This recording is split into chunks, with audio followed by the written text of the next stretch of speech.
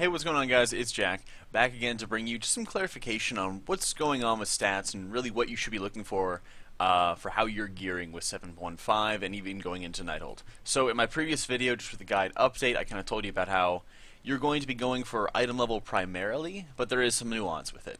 And I will stand by that, and I'll also just kind of give you some more clarification on, what that means. So generally speaking, what you want to be going for item level is a more or less balanced build where there's some stats that do still have value, but you don't want to stack them out, like crazy. So Mastery, for example, is always going to be very, very strong as long as, you're not facing situations where it's like absolutely crazy high burst damage that gets topped off immediately, or back when Absorbs were still in the game, Mastery didn't really do much. But more and more we're seeing that Mastery is valuable, but you don't want to go crazy on it. Usually when you're hitting high 40s, 50% Mastery, it's just you're getting a large chunk of overhealing consistently. Now it will vary on fight by fight where there is more overheal or less overheal, depending on consistent damage or inconsistent damage, bursts, how many healers you bring. But in general, it will do well to fit you with around 30-35% Mastery, just around that ballpark. There's not a specific number. And have that balance with crit. And you want to have, mid-30s for both of those. And while crit did lose some value because Trail of Light used to proc Blessing of Turay, but now no longer does, many people their immediate reaction was, oh man, Blessing of Turay is irrelevant. Well, honestly, I'd say that's not true. And Blessing of Turay actually is still quite relevant, but it really depends on how much you're using Flash Heal and how much you can afford to use Prayer of Healing. So we're in a situation now where Prayer of Healing is valuable to cast in certain amounts, in small amounts, if you are not lucky, and if you are the healing officer and you take all the Blessing of Wisdoms and Innervates, well, then you can use it. Then you can use Prayer of Healing a ton, as long as it's not going to be overhealing heavily. So there is a little bit of variance there, and that's kind of something to watch out for. Is if you see logs where people are using Prayer of Healing like crazy, well, you should check how many Innervates are they getting. How many Blessing of Wisdoms do they have? How long is the fight? All these things have a big impact. But for most people, for most of us, crit will still be very relevant, and it will still have quite a bit of value, and we will still be using quite a bit of Flash Heal, and still be getting some pretty good Blessing of Turay uptime. I know in the log video I was seeing usually 15 to 20% Blessing of Turay uptime after the patch, and still holding pretty strong with about 35-ish% Divinity uptime. So with Blessing of Turay, it's still relevant, crit is still relevant, and it's still worthwhile to be in that mid-30s range. Of course, if you have Drape of Shame, it is extremely, extremely important to go, full-on crit, go heavier with crit, because all of your spells critting and having that nice boost out of Drape of Shame is going to be very, very important. Most people kind of agree that if you have an 855 Drape of Shame, you'd probably be replacing it like 30, 35 item levels when you have like an 890-ish cloak. So as we're getting into higher item levels with Nighthold, that'll be kind of something to watch out for as you're replacing other pieces. So kind of keep that in mind. Of course, if you can get a Warforged, Titanforged Drape of Shame, that's amazing. That's fantastic. Awesome. But generally speaking, if you get like a vanilla one, you'll want to be replacing it at 885, 890, well-itemized cloaks. So keep that in mind, of course. Or you get the legendary. Now, with haste, with the Piety change, where Piety now reduces the cooldown of Prayer of Mending, in addition to its other effects, Prayer of Mending and Renew are becoming bigger and bigger portions of our healing, more than ever. And in fact, most of the nice thing about haste is that it's scaling all of our healing and having a big impact on just about all of our healing that's going out. So we're getting Sanctify back faster, Prayer of Mending's out faster, and more Prayer of Mendings means more Renews. So those are heavily, heavily benefiting from haste. The problem is you're going to feel mana a lot more if you go heavier and heavier on haste, so you got to watch out for that.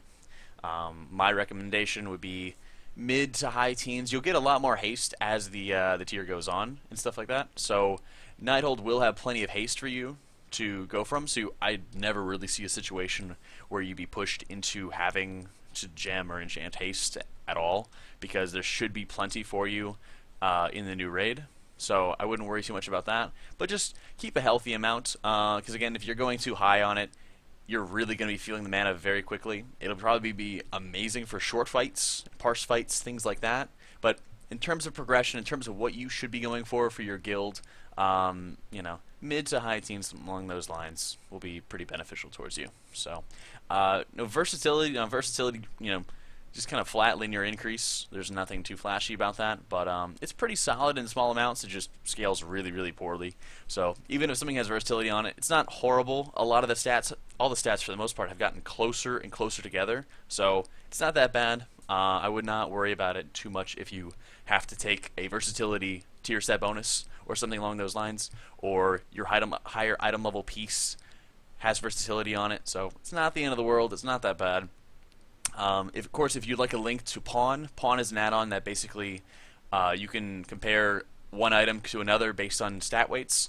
Now, stat weights for healers are not perfect at all, and that's part of the reason why the approximation for the balances that I kind of just gave you guys is not perfect, because healing always kind of fluctuates, and fight by fight standpoint, it all just kind of fluctuates. So you're looking for what is around about the best, and that's a mixture of item level and a mixture of balancing your stats out. So those are the big things to kind of keep in mind as you're looking at gear pieces. So the pawn string should be able to help you guys out. Pawn's a very nifty add-on. Again, it's not perfect, but it should be a good way of setting guidelines for yourself. If you're not sure, if you're worried about what kind of items to pick, Pawn's a good way of checking that out. Of course, if we're talking, this has all been talking about raids. If we're talking about Mythic Plus, not really much has changed with Mythic Plus. I know some people are asking me, yes, you're always going to be taking Apotheosis for Mythic Plus, but in terms of your stats, you know, haste and crit are very, very valuable. You will want large amounts of both of those. You're not really worried about your mana scaling by having too much haste in Mythic Plus because you just drink in between pulls. It's very nice. Crit, of course, is just extra damage, extra healing. Mastery is just only focused on the healing side, so it's okay in small amounts or lesser amounts, but you generally, you know, your focus more often than not is going to be on dealing extra damage and dealing, you know, necessary healing. You know, in many cases you want to do just enough healing to keep everybody alive, but your focus wants to be on keeping everybody up, dealing as much damage as possible, because you kill things faster, get through the instance faster, more loot for you. You know, more often than not, most people are not pushing super hard, you know, plus 15s and up. Some people are, but for the most part, if you're doing your farm groups, if you're doing your 7 to 9 carries and stuff like that, 4 to 6 carries, you know, generally you want to have a nice large amounts of haste and crit, and the pawn string is not quite applicable for that. So that'll be something where you're going to make judgment calls for Mythic Plus in terms of taking less mastery but more haste and more crit. So, and even versatility will be okay.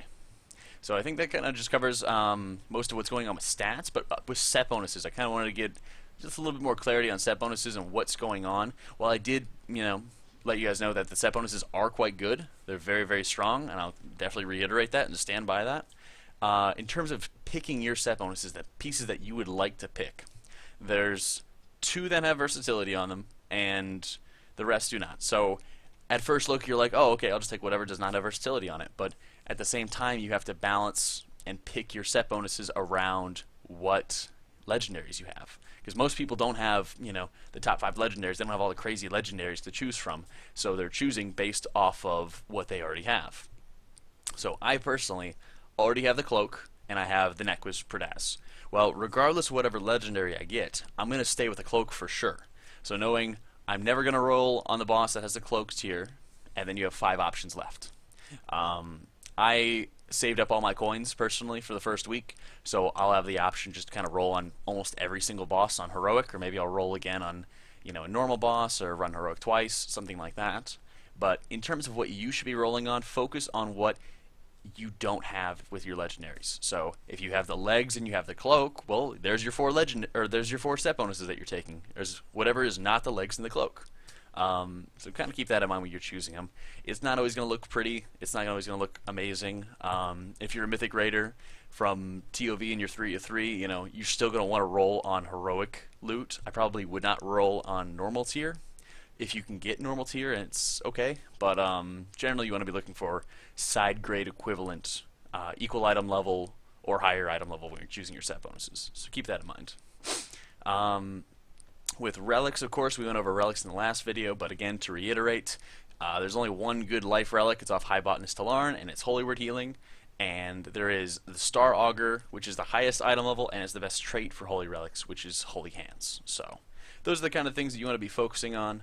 I wish you guys luck in your first week in Nighthold. For Nighthold, generally what my plan is going to be is I'm going to be having two-part video, or two different videos, talking about one side of Nighthold and the other half of Nighthold bosses, and just going over what are the general points that you want to be using your cooldowns and anything I notice from a general healer perspective. So watch out for this a little bit later this week. Thank you so much for watching. Be sure to like, subscribe, share.